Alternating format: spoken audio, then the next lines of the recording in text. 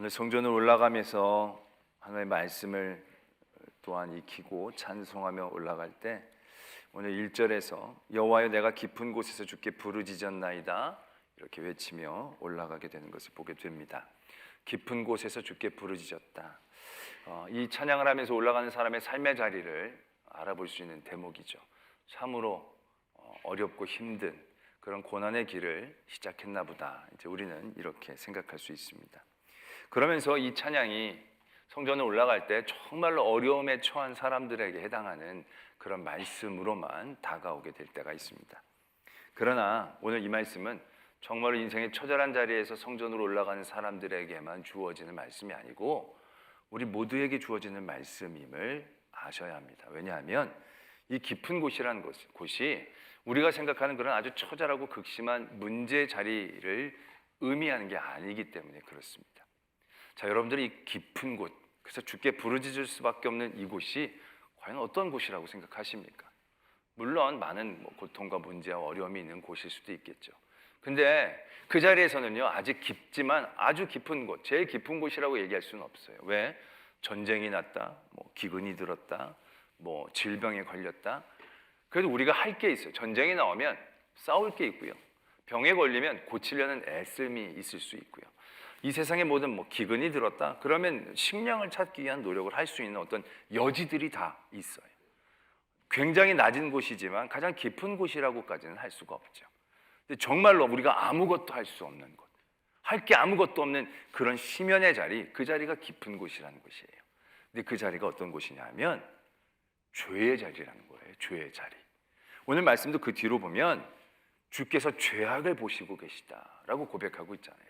그러니까 우리는 인생의 자리에서 깊은 곳이 고난이 많고 어려움이 많은 곳이 아니라 정말로 죄의 자리에 있는 그곳임을 아셔야 한다는 겁니다. 왜냐하면 죄는요, 정말 큰 죄건 작은 죄건 우리가 별로 할 게 없어요. 죄를 짓고 나면 그 죄를 해결하기 위해 우리가 할 수 있는 게 뭐가 있을까요? 물론 세상에서는 죄를 지면 붙잡아다가 감옥에 넣기도 해요.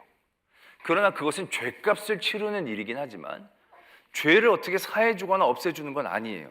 여러분 바깥에서 도둑질을 하다가 잡혀 들어가서 징역을 살고 나왔어요. 그러면 죄에 대한 값을 어느 정도 치른 거잖아요. 근데 그렇게 해서 나온 사람들은 뭐라고 부릅니까?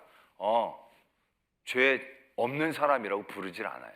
그 사람을 도둑놈이라고 그냥 불러요.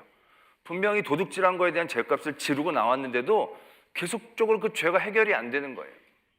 세상에서는 어떤 값을 치러도 죄를 씻어낼 수가 없어요. 큰 죄뿐만이 아니라 작은 죄는 더 길이 없어요. 우리 안에 남들은 죄라고 생각하지 않지만 죄라고 여길 만한 내 마음속에 있는 여러 가지 악한 것들, 남을 미워하거나 시기하거나 질투하거나 음란한 생각을 품다던가 아니면 남의 거를 탐했다던가 그런 모든 것들은 티가 안 나요. 티가 안 나는 그런 죄들은요, 해결하기가 더 방법이 없는 거예요. 잠깐 있었다 나갔던 생각인데 이걸 가지고 어떻게 할까요? 내가 이걸 자수를 해가지고 무슨 죄값을 치르기도 뭐하고 이걸 뭘 어떻게 할 게 없는 거예요. 그러면 내가 누구에게 나쁜 마음을 먹었다, 악한 마음을 먹었다, 그럼 다른 사람을 천배 만배로 사랑하면 내가 다른 사람들에게 품었던 나쁜 마음이 해결이 되나요? 안 돼요. 내가 어떤 사람의 것을 탐했던 그 죄악을 해결하기 위해서 어떤 사람에게 내가 많은 것들을 베풀고 자선을 했다? 그런다고 그 탐욕이 사라지느냐? 아니에요.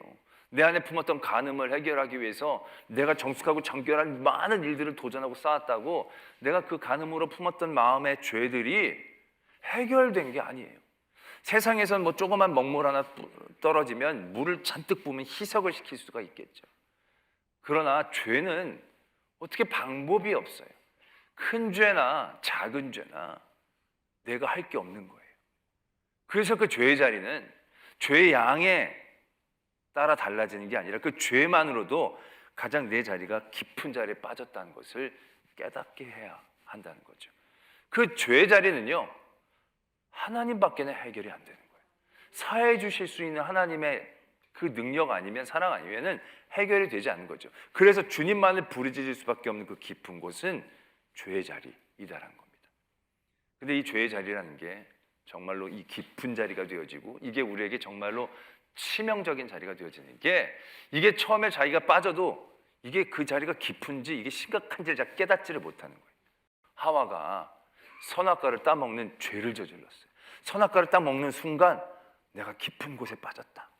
이제 나는 길이 없다, 방법이 없다. 이거 하나님만이 해결해 주실 수 있다는 것을 깨달았다라면 좋았을 뻔했는데 그걸 몰라요.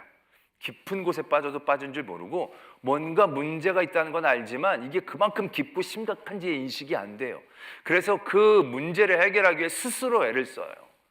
부끄러운 데를 막 가리고 하나님에게서 막 숨고 그리고 자기가 잘못한 걸 다른 사람에게 전가하고 아주 발버둥을 치면서 안간힘을 썼어요.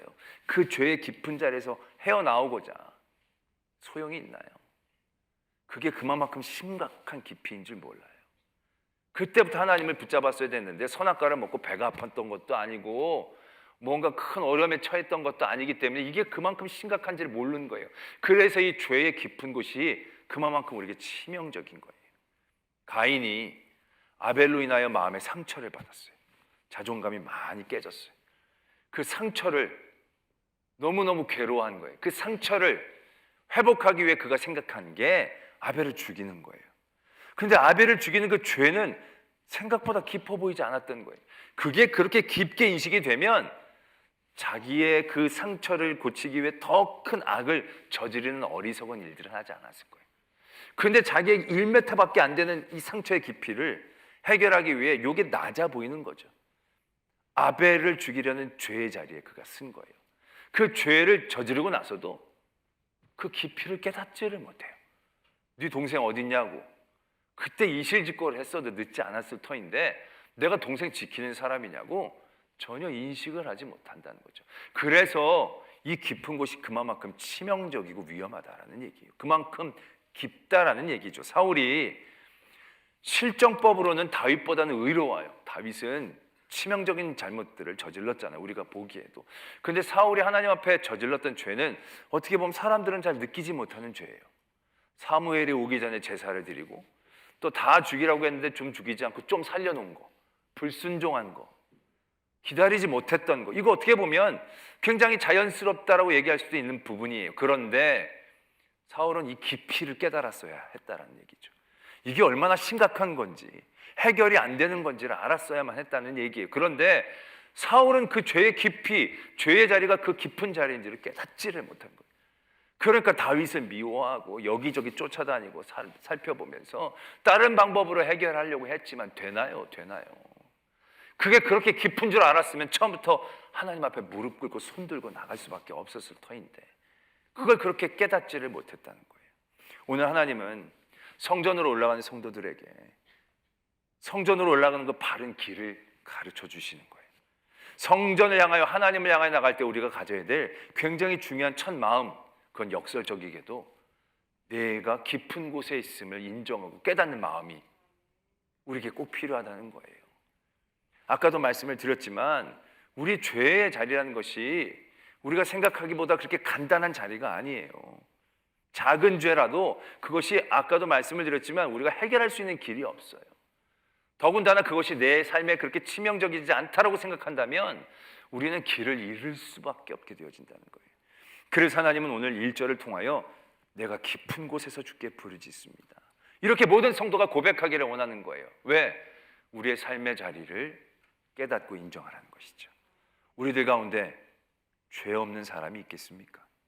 물론 실정법적으로 난 큰 죄가 없는데요 라고 얘기할 수 있겠지만 아까 말씀드렸던 그 마음의 작은 죄들, 사단의 먹잇감이 될 수 있는 그 마음속에 품었던 죄악들은 우리의 삶의 자리에서 얼마나 끊임없이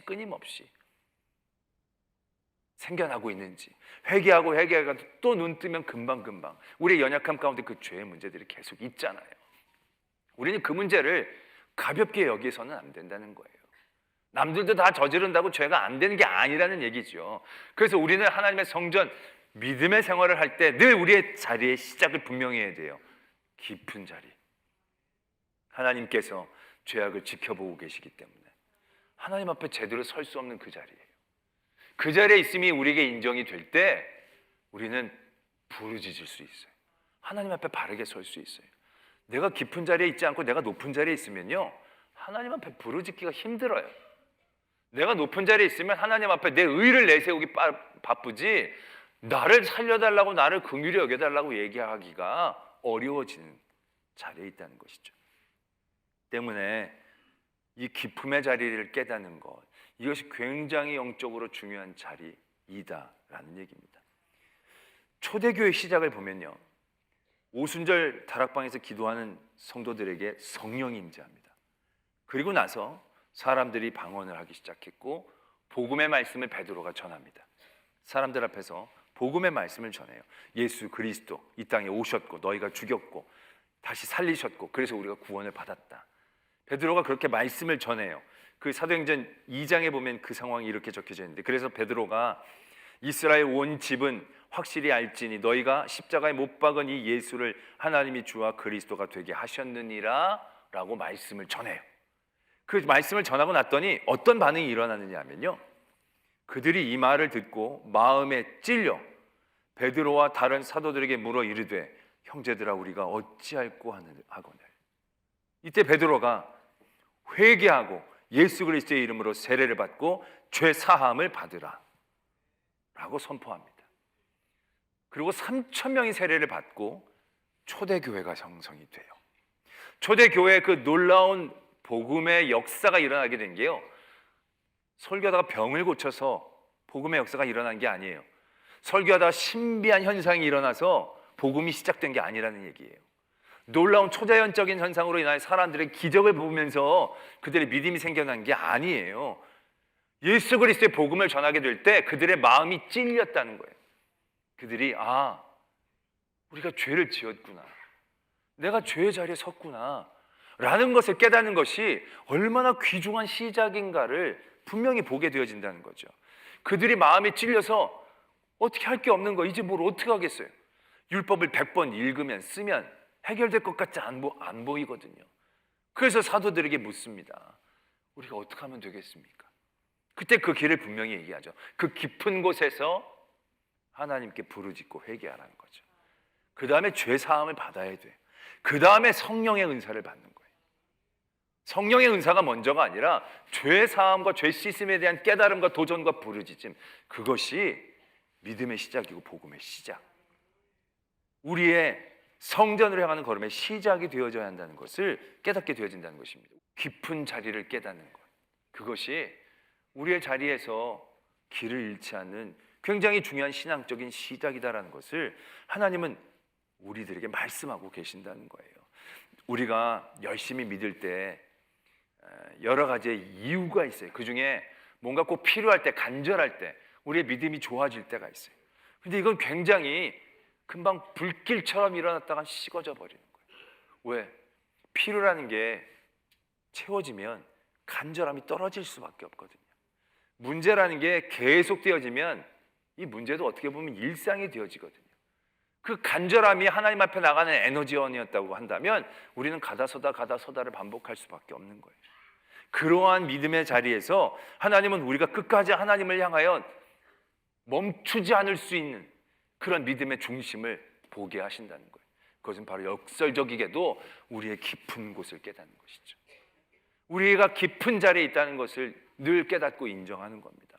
날마다 주일날 은혜 받고 또 세상에 나가지만 세상에 나가서 또 죄 가운데 연약해지고 죄 가운데 빠지는 우리들, 정말로 더럽고 추악한 우리들을 날마다 깨달을 수밖에 없다라고 한다면 그것은 역설적이게도 더 하나님 앞에 순전하고 온전한 믿음의 자리를 만들어낼 수 있는 시작이 될 수 있다는 것을 오늘 말씀은 우리에게 가르쳐주고 계신다는 것이죠.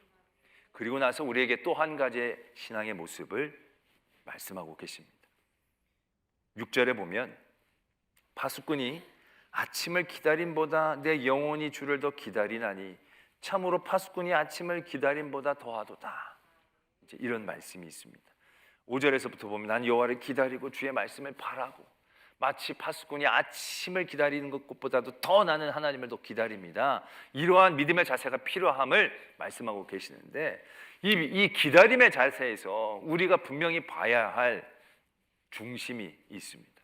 우리는 간절함이다라고 여기는 경우들이 적지 않습니다. 물론 간절함도 있죠.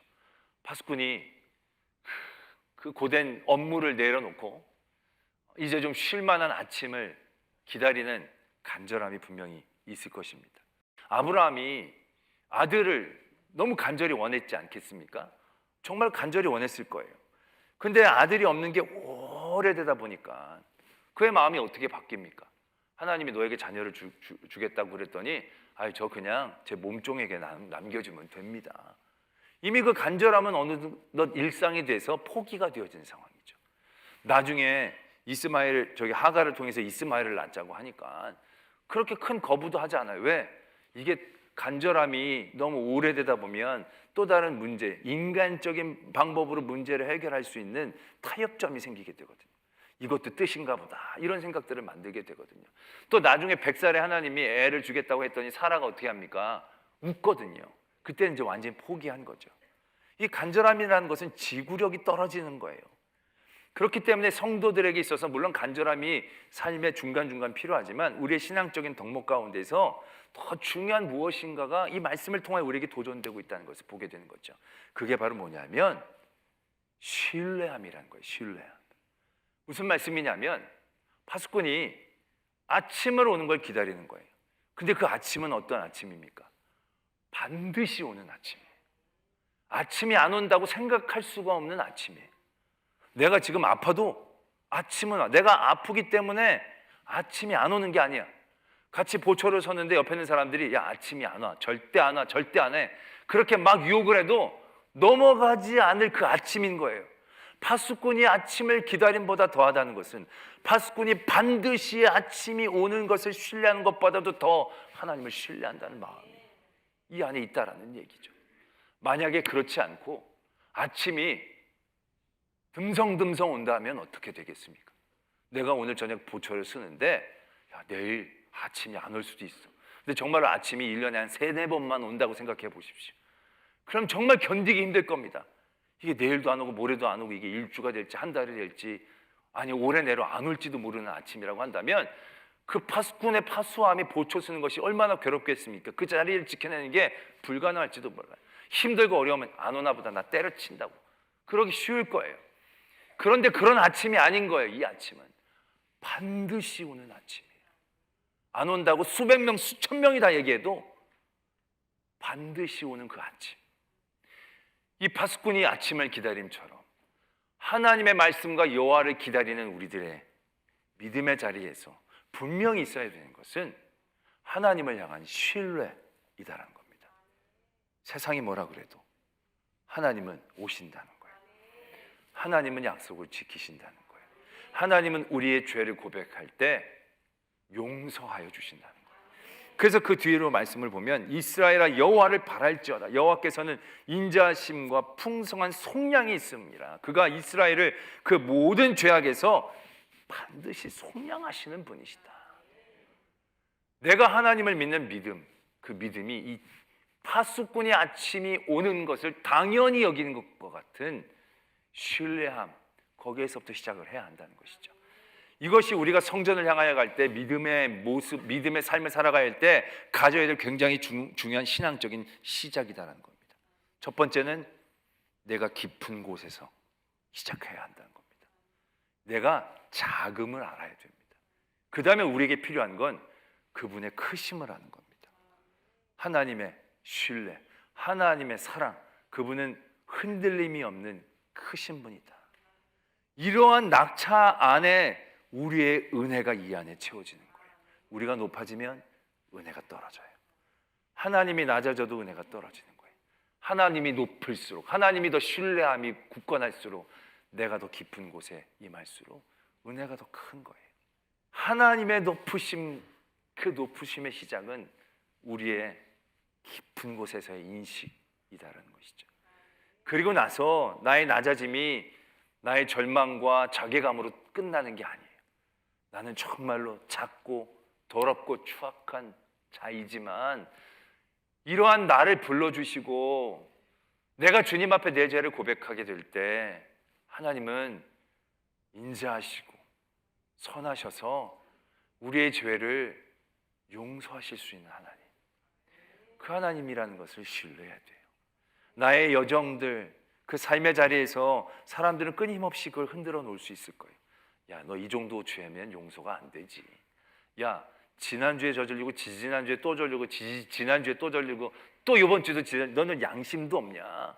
그 맨날 똑같이 저지른 죄를 가지고 똑같이 얘기하면 그게 되겠냐. 너 이제는 안 되지 않겠느냐. 이제는 하나님 앞에 부끄러워서라도 나오지 말아야 되지 않겠느냐.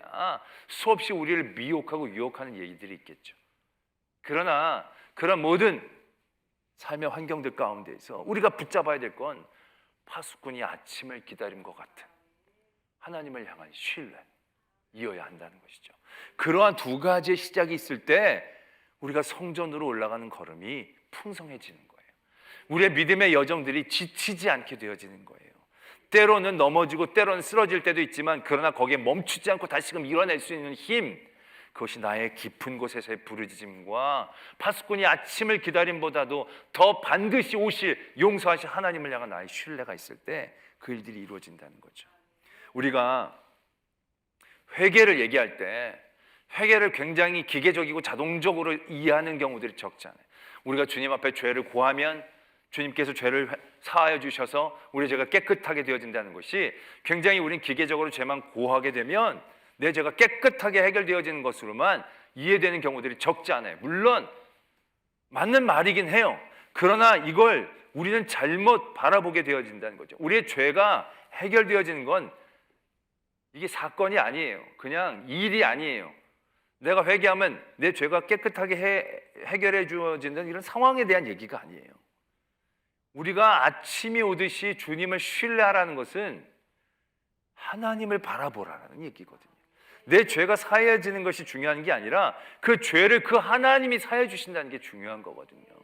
그 하나님은 사하시지 못할 죄가 없고 아무리 추악한데도 사하여 주시는 그 하나님이라는 거예요. 내 죄가 깨끗하게 되어지는 게 중요한 게 아니라 내 죄를 그 하나님이 깨끗하게 해주신다는 것을 바라보아야 한다는 거예요. 똑같은 얘기인 것 같지만 굉장한 차이예요. 내 죄가 사여지는 것으로만 끝나면 값싼 은혜가 되어져요. 우리가 그런 모습 많잖아요. 나 하나님 앞에 회개했으니 내 죄는 깨끗하게 됐다. 아무런 그 죄에 대한 무게감이 그 다음에 느껴지지 않죠.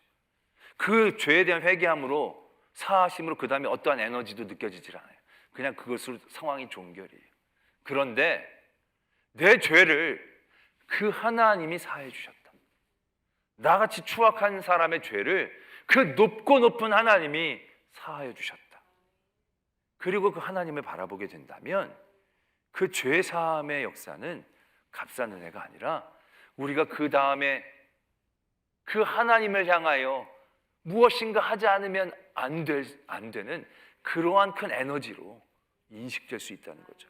나 같은 사람을 하나님이 사랑해 주셨는데 그 하나님이 지금도 나를 바라보시는데 내 죄가 깨끗이 사해졌으니까 나는 아무 일이나 해도 되겠다가 아니라 내 죄를 사해 주신 그 하나님을 향한 내 마음이 움직이기 시작한다는 거죠.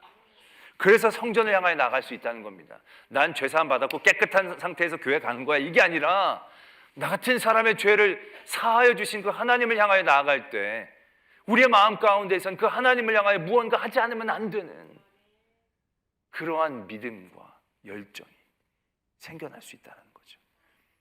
오늘 하나님은 그러한 믿음의 모습들을 우리에게 가르쳐 주시고 도전해 주신다는 것입니다. 오늘 성전을 향하여 나오신 여러분들, 또 앞으로도 믿음의 여정을 향하여 나가는 우리들에게 그 믿음의 기쁨과 은혜의 충만함, 그러한 은혜들을 늘 누리기를 원하신다면 오늘 시편 130편에 우리에게 도전해 주신 두 가지 신앙의 축을 분명히 붙잡으셔야 합니다. 깊은 곳에서 아침이 오듯이 나를 사해 주시는 하나님을 신뢰하는 두 격차 가운데 나의 낮음을 알고 그분의 크심을 알면 소망 그 깊은 길로 가길 원하네. 그 안에 소망이 있고 기쁨이 있고 감사와 있고 감격이 있는 그런 신앙의 여정이 될 줄로 믿습니다.